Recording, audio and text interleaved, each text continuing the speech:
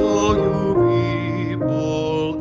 Sing praises to the Lord. Sing praises, all you people. Sing praises to the Lord.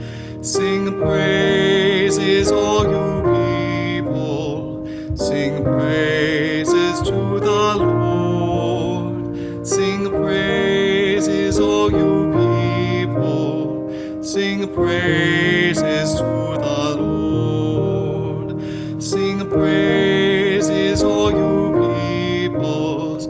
Sing praises to the Lord. Sing praises, all you peoples. Sing praises to the Lord.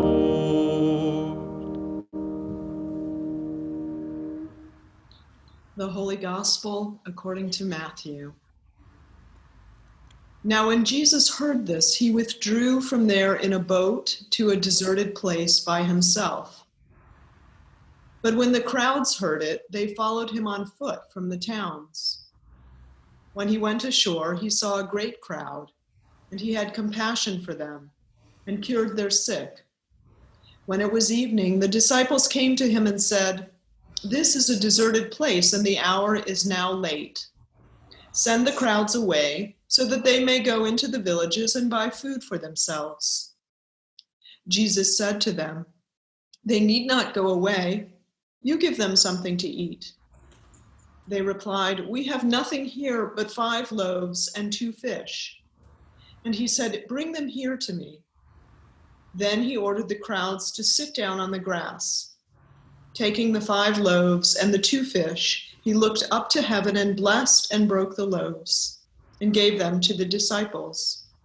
And the disciples gave them to the crowds. And all ate and were filled. And they took up what was left over of the broken pieces, 12 baskets full. And those who ate were about 5,000 men, besides women and children. The Gospel of the Lord.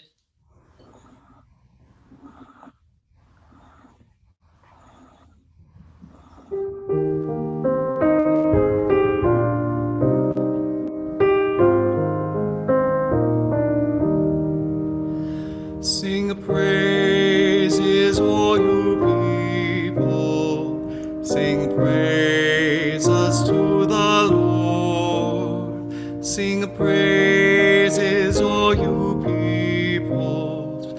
Sing praises to the Lord.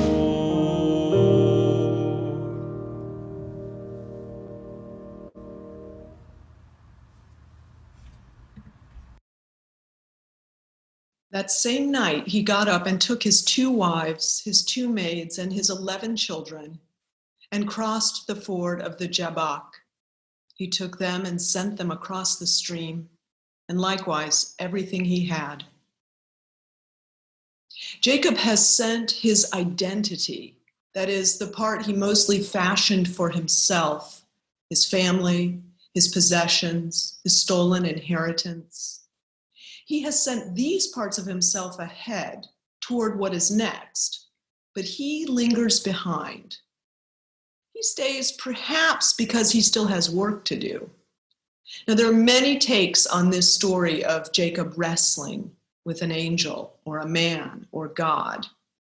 But for this evening, we'll explore his struggle as his exploring what is holding him back from what he might be. Jacob, a man with a checkered past, a man of dreams, a man of faith, has a lot on his mind. Remember the backstory to this compelling drama? Feeling his father-in-law, Laban, had wronged him and used him and cheated him for years, Jacob fled with his family, his livestock, and everything he had to go to his father Isaac. But Laban, his father-in-law, had caught up with him just before we meet him again. And before Laban could strike, God spoke to him, advising that he take care with Jacob. Bickering ensues back and forth between them, and finally the two settle on a covenant of peace between them. They mark the space and they go their separate ways. From there, Jacob had reached out to his brother Esau. And that's the backstory before this story. So it's likely that Jacob is working through what he had done to his brother. Their meeting was now imminent. He had stolen his brother's inheritance. He probably was wondering what that meeting would be like. This is where we find him. Jacob was left alone, and a man wrestled with him until daybreak.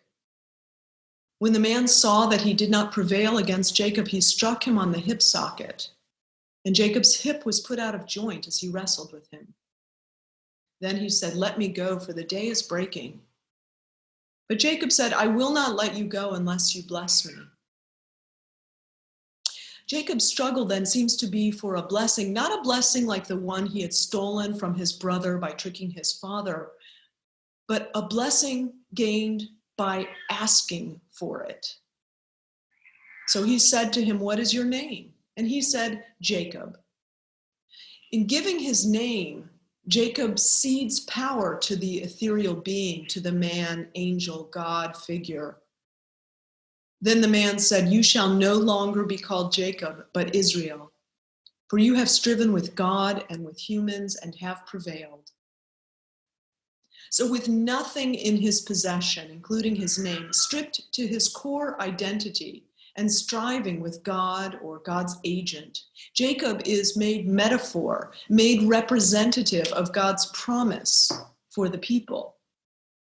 And there he blessed him. With the blessing, Jacob can now go freely forward.